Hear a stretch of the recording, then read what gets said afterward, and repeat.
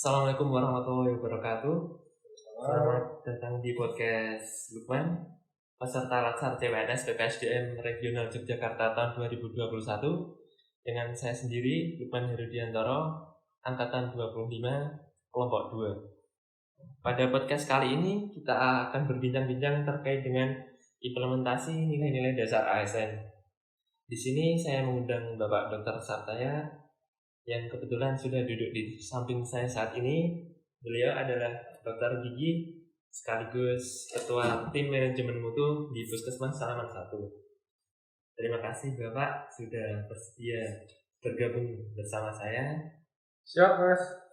Sebelum kita masuki ke sesi tanya jawab dengan Dr. Sartaya, alangkah baiknya kita mengenal lebih dalam lagi tentang sosok Dr. Sartaya. Seperti pepatah, tak kenal maka tak sayang.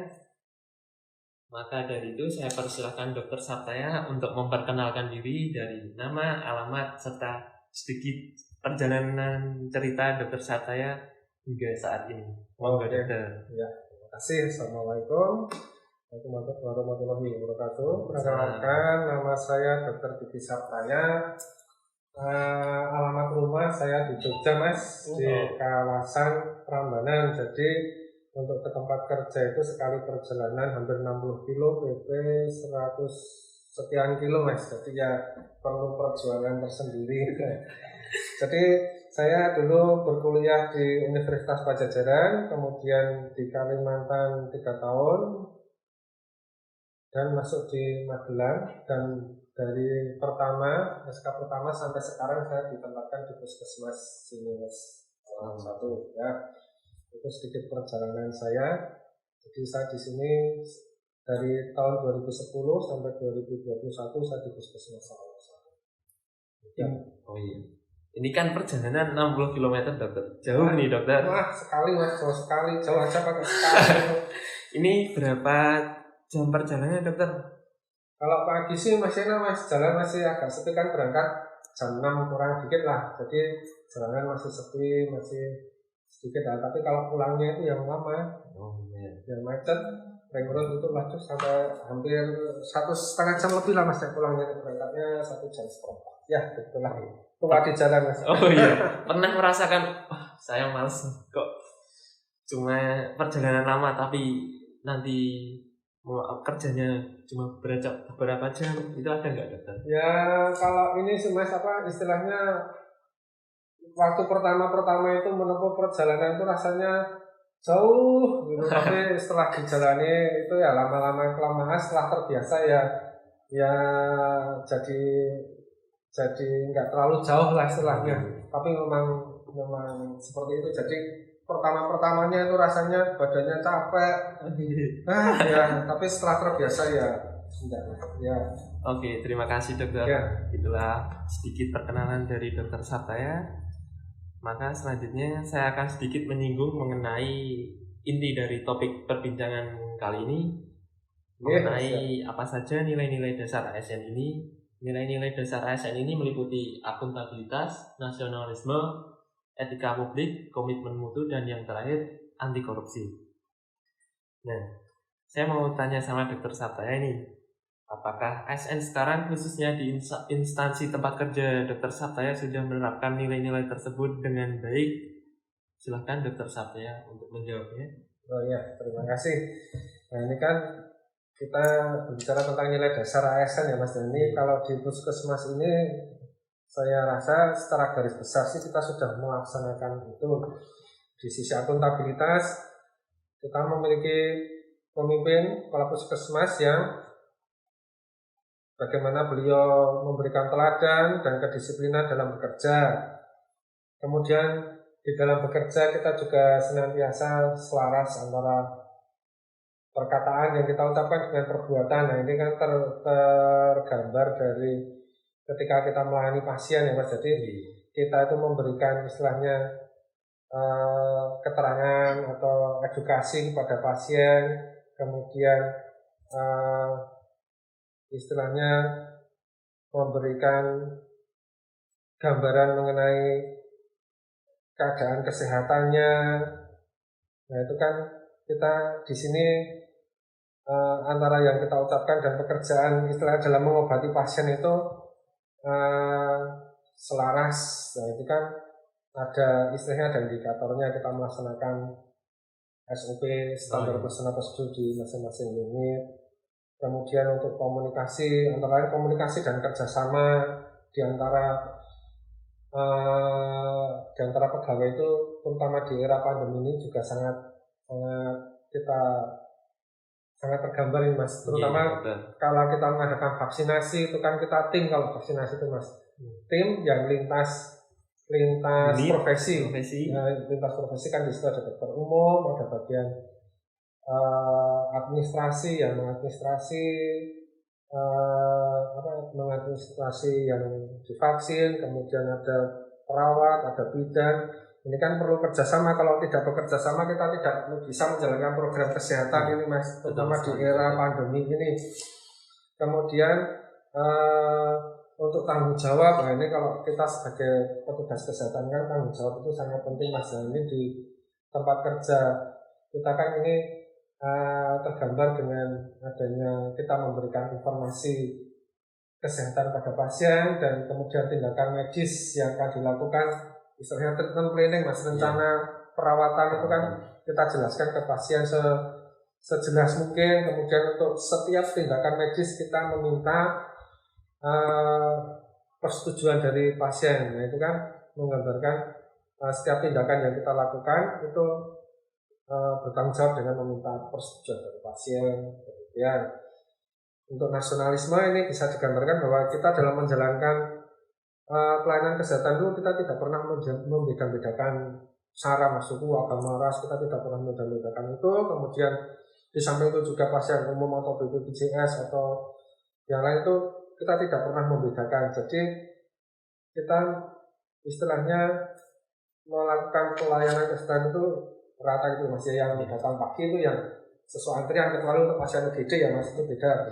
Untuk pasien umum rawat jalan kan sesuai dengan antrian gitu. Jadi kita tidak pernah membedakan istilahnya membedakan sara itu apalagi itu tidak pernah. Kemudian untuk etika publik itu pada dasarnya kita itu menciptakan yang tergambar di puskesmas kita ya Mas, itu kan lingkungan kerja kita yang kondusif untuk melakukan pelayanan kesehatan. Jadi dengan lingkungan kerja yang kondusif ini diharapkan kita bisa melakukan pelayanan kesehatan semaksimal mungkin, nyaman bagi pegawai, nyaman bagi pasien. Jadi pasien itu tidak merasa istilahnya kok lama atau bertele-tele. Kita berusaha bekerja se efisien mungkin lah Mas, biar nyaman di pasien, nyaman di pegawai, seperti itu. Kemudian untuk komitmen mutu, jadi di dalam setiap pekerjaan kita juga memiliki indikator mutu Mas di masing-masing unit. Nah itu kan sebagai langkah untuk menjaga komitmen mutu, kita memiliki indikator mutu yang dinilai nanti ada timnya. Kemudian kita juga bekerja sesuai standar operasional prosedur itu untuk menjaga agar pekerjaan kita itu tetap berada di prosedurnya gitu Mas. Jadi itu untuk menjaga mutu pelayanan kita. Kemudian untuk anti korupsi ini terutama untuk yang jujur, disiplin, kerja keras dan bertanggung jawab dalam pekerjaan, itu yang menjadi istilahnya semangat kita dalam bekerja untuk untuk bisa memberikan pelayanan yang sebaik mungkin Mas pada masyarakat. Di samping itu juga adanya ini laporan-laporan yang transparan, yang tercatat dan bisa dipertanggungjawabkan. Nah itu yang diharapkan dari anti korupsi, baik itu nggak korupsi waktu, kemudian nggak korupsi, apalagi korupsi uang. Nah itu kan ada laporannya Mas. Mungkin seperti itu. Terima kasih dokter. Jadi implementasi dari nilai-nilai dasar ASN ini sungguh sangat penting ya dokter ya. Oh iya. Sebagai kedudukan kita sebagai ASN, yang pertama kan kita melaksanakan kebijakan publik, yang kedua kita pelayan publik, yang ketiga juga kita mempererat persatuan dan kesatuan bangsa. Benar Mas, soalnya kan kita pelayanannya langsung kontak langsung dengan masyarakat yang istilahnya sedang sakit gitu. Iya, benar. Oke, selanjutnya dalam melaksanakan nilai-nilai tersebut kan mungkin tidak mudah ya dokter ya. Ya itu. Nah, apa saja sih dok tantangannya yang kita hadapi ketika menerapkan nilai-nilai dasar ASN ini dalam menjalankan pekerjaan? Kalau sebelum pandemi sih mungkin ya mas, semua bisa istilahnya bisa rule dalam kontrol, tapi pada waktu pandemi ini kan kita dalam menjalankan pelayanan kesehatan kan kita ada kegiatan dalam gedung dan kegiatan luar gedung mas. Jadi kan yang namanya kegiatan luar gedung itu kan mengumpulkan orang mas. Jadi kan ada kegiatan posyandu, lansia, kemudian ada balita yang itu bulan vitamin itu, nah itu kan ada penyuluhan, baik itu terutama kalau sekolah masuk kan ada kegiatan UKS, ada kegiatan UKGS, itu kan bersifat mengumpulkan orang banyak dalam arti positif gitu ya mas. Nah ini kan dalam pandemi ini ya karena kita memang masih berada di wilayah pedesaan ya mas, itu kan banyak program-program yang jadinya mungkin sedikit terhambat karena sekarang itu kan kita kalau berkumpul kan agak susah. Jadi ada aturan-aturan. Pandemi ini memang sangat mengganggu inilah mas. Jadi baik istilahnya ya misalnya sebentar lagi kita ada program vitamin A, itu kan sasarannya balita dan anak-anak. Nah itu kan tetap harus ada kontak antara petugas dengan istilahnya masyarakat. Nah itu kan menjadi kendala tersendiri nanti dalam rangka penerapan prokes. Tapi kan ini secara umum kan masyarakat masih memiliki trauma, ketakutan untuk bertemu, untuk berkumpul gitu mas. Ini kan dengan seiring jalannya vaksin yang diharapkan nanti bisa istilahnya kita istilah mengatasi pandemi ini untuk biar semua program kesehatan yang berhubungan dengan masyarakat banyak itu bisa ini mas, bisa berjalan. Jadi memang pandemi ini banyak istilahnya sedikit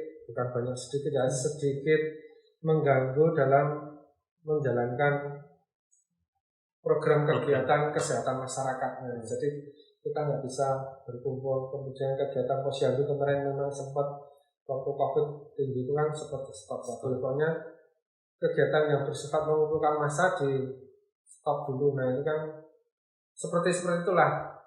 Nah kemudian untuk komunikasi internal, itu kan kalau dulu kan kita juga istilahnya setiap kali ada itu kan ada pertemuan rutin, istilahnya kita ada lokakara mini, ada apel pagi tiap pagi. Jadi kan ini komunikasi antar pegawai itu ketika ada sebuah masalah di desa ataupun di tempat rawat jalan itu kan bisa langsung dibahas dan cari jalan penyelesaian. Nah sekarang kan dengan adanya pandemi ini kan kita kayak terbagi-bagi menjadi tim gitu mas. Misalnya ada tim vaksin, ada tim tracing data, ada tim swab. Nah itu kan istilahnya banyak kegiatan kita yang banyak tenaga kesehatan yang tersebar kemana-mana, dan waktu untuk berkumpul itu juga agak sedikit susah, soalnya waktunya kan lebih, kita saat ini sedang istilahnya untuk mencoba mengatasi pandemi ini mas. Jadi memang kalau untuk saat ini saya lihat untuk pelaksanaan nilai-nilai dasar ASN ini yang paling terasa tantangannya itu mas, untuk menjalankan program-program yang berhubungan dengan banyak orang. Misalnya kegiatan posyandu, timbang bayi kan biasanya dulu kan terpantau itu mas, kegiatan yang mengumpulkan misalnya untuk memantau gizinya juga ada kegiatan, misalnya ibu-ibu PKK masak bersama. Itu ya seperti itulah untuk yang menjadi tantangan sekarang ini di era pandemi, untuk kegiatan-kegiatan yang perlu mengumpulkan orang untuk yang masih.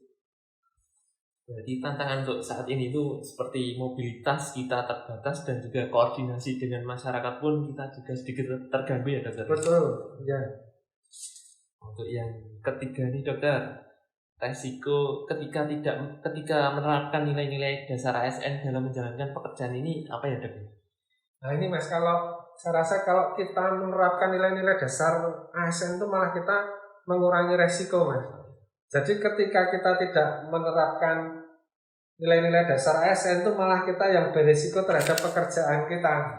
Jadi misalnya di akuntabilitas, di sisi tanggung jawab itu ketika kita menerapkan nilai-nilai dasar, kita akan menjalankan pekerjaan sesuai dengan SOP. Kita memberikan treatment planning atau penjelasan kepada pasien tentang kondisi kesehatannya, kemudian rencana perawatannya, kemudian untuk setiap tindakan medis yang akan kita lakukan, kita meminta persetujuan. Nah itu kan ketika kita menerapkan nilai-nilai dasar ASN itu semua kan kita lakukan. Jadi meminimalisir resiko lah Mas untuk kegiatan yang istilahnya tidak diinginkan. Nah, ketika kita tidak melakukan atau tidak menerapkan nilai-nilai dasar ASN ini dengan melakukan tindakan medis yang tanpa meminta persetujuan pasien dulu, ketika pasien komplain kan kita tidak memiliki hitam di atas putih yang menunjukkan loh jenengan kan sudah setuju kalau misalnya saya dokter gigi untuk mencabut gigi kan setiap melakukan pencabutan gigi kita meminta persetujuan Bu atau Pak, nah gigi yang ini itu sudah tinggal sisa akar, sudah tidak bisa dirawat dan alangkah baiknya ini dicabut. Bapak setuju? Nah, ketika setuju kan ada tanda resmi saya menyetujui tindakan untuk pencabutan gigi.